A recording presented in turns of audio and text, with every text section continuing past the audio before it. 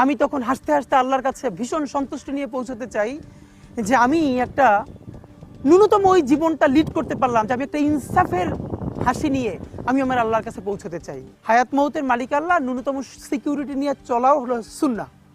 কিন্তু আমাদের লড়াইটা হলো, আমার মা স্বাভাবিকভাবেই কান্নাকাটি করেন, আমার পরিবার সবাই। তো আমি আমার মাকে বলেছি যে দেখো, মানে আমরা যে লড়াই নেমেছি, আমার একটা মনে হয় কি কোনো রাজনীতিবিদের না বাসায় মৃত্যুটা হইতে পারে না, এটা কোনো ভালো মৃত্যু না।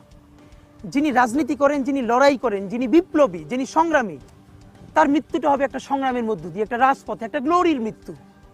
আমি তো ভীষণভাবে প্রত্যাশা করি, আমি ছোটবেলা থেকে এই স্বপ্নটা দেখি, অনেক জায়গায় বলেছি যে একটা তুমুল মিছিল হচ্ছে অন্যায়ের বিরুদ্ধে, সেই মিছিলের সামনে আমি আছি, কোনো একটা বুলেট এসে আমার বুকটা হয়তো বিদ্ধ করে দিয়েছে, এবং সেই মিছিলে আমি হাসতে হাসতে আমি শহীদ হয়ে গেছি।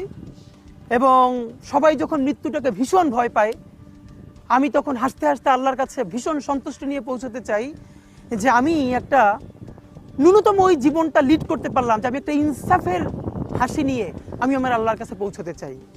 সুতরাং আগামী 50 বছর বাঁচলাম, কোনো ইম্প্যাক্ট তৈরি হলো না আমারে দিয়ে, দেশের জন্য, রাষ্ট্রের জন্য, উম্মার জন্য, জাতির জন্য।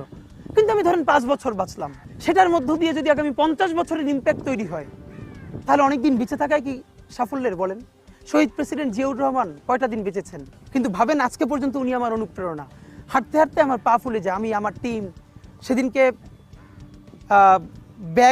ব্যাগের মধ্যে জুতো নিয়ে তারপরে একটা শপিং মলে ঘুরছিলাম, মানে পা ফুলে গেছে, পা জুতোয় ঢুকাতে পারছিলাম না। তো জিয়াউর রহমানের একটা ওনার গল্প মনে পড়ছিল, যিনি মাইলকে মাইল যখন হাঁটতেন, ওনার সাথে স্টাফদের পা ফুলে যেত, কিন্তু ওনার তো আর্মি ট্রেনিং আছে। তখন তাকে বলতো যে স্যার আপনার তো আর্মি ট্রেনিং, আমরা তো আর পারি না। এই জন্য ওনাকে মানুষ রাখাল রাজা বলতো। তা আমরাও সারা বাংলাদেশের 56,000 বর্গমাইলে হাঁটতে চাই, আমরা ইনসাফের চাষাবাদ করতে চাই, একটা স্বাধীন সার্বভৌমত্বের সততার বাংলাদেশ তৈরি করতে চাই। আল্লাহ যে কয়দিন হায়াতে রাখবেন এই লড়াইটা করব। যেদিন নিয়ে যাবেন আমি স্বপ্ন দেখে যেতে চাই, আমি আমাদের এমন টিম, আমি আমার সন্তানকে রেখে যেতে চাই, আমার মৃত্যুর পরে যেন এই লড়াই বন্ধ না হয়, এই লড়াই যেন বাংলাদেশে কিয়ামত পর্যন্ত